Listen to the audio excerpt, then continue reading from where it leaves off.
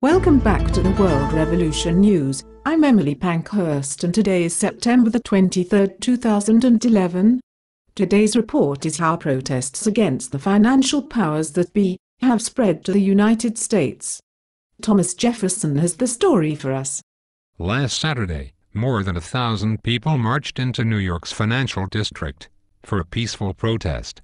The mayor of New York had police block off Wall Street to prevent the planned Occupy Wall Street movement. The movement's main message is the reform of Wall Street and an end to Wall Street welfare. When 1,000 or more people begin marching into an area to protest anything, it would normally get media coverage. Well, as you know, if the mainstream media doesn't report it, then it's as if it never happened. Over the course of several days, participants marched throughout the financial district, under the watchful eyes of police, and set up an encampment in Zuccotti Park, which has been renamed Liberty Plaza once again, by protesters. On Monday evening, the gathering again left the park and began another march down Broadway. Near Battery Park, they turned east into the narrow streets, escorted by rows of police. Finding their way to Wall Street blocked at every turn, they returned to their encampment. By Tuesday night, hundreds of people had already spent several nights in the park. A Twitter post asking for online donations for food led to thousands of dollars in funds. Demonstrations have been pretty much peaceful, with media reporting more than a dozen arrests since Saturday. Protesters say they will refuse to let the gatherings become violent. But there are some tense moments between demonstrators and police caught on video and posted on their website. The website has been posting updates daily on the soon-to-be week-long demonstrations. The website is called OccupyWallStreet.org. NYPD officers are reaching far back into their law books in trying to stop the social media-driven Wall Street protests by using a law from 1845 that banned masks at gatherings. Anna Catherine Sluka, a 24-year-old vegetable farmer who traveled from her home in Muskegon, Michigan, said the following: "I'm from a town that has the highest unemployment in America. I came for the car workers, ship workers, steel workers who are trying to feed their families." End quote. Marissa Holmes, a member of the New York General Assembly and a participant in the occupation of Wall Street, summarized this week's events as follows. "On Saturday, we had about 2,000 people come down, and not all of the people stayed. Right now, we have about 300 people who are staying the night. That doesn't mean that there won't be more during the day.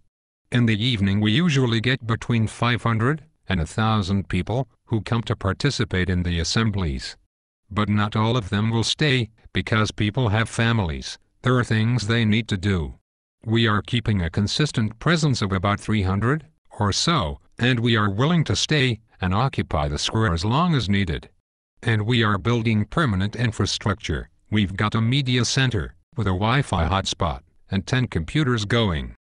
We are tweeting about this on Occupy Wall Street. We were live streaming this to all of the other solidarity protests in Greece, in Spain, in Israel, in Egypt, all over. It's amazing.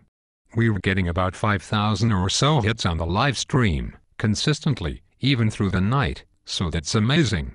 End quote. The website OccupyWallStreet.org has reported more than $15,000 in donations, which was their target, to purchase food and supplies for the long haul. The website had posted on Wednesday the following comment: "On September 21, 2011, we stood in solidarity with Madrid, San Francisco, Los Angeles, Madison, Toronto, London, Athens, Sydney, Stuttgart, Tokyo, Milan, Amsterdam, Algiers, Tel Aviv, Portland, and Chicago. Soon we will stand with Phoenix, Montreal, Cleveland, and Atlanta. We were still here. We are growing. We intend to stay until we see movements toward real change in our country and the world." End of statement. Many Wall Street executives, including those at unsuccessful firms like AIG and Lehman Brothers, received significant bonuses, even after their businesses lost billions. Meanwhile, the poor in the U.S. has now increased to an all-time high 46 million people, or 1 in 6 Americans.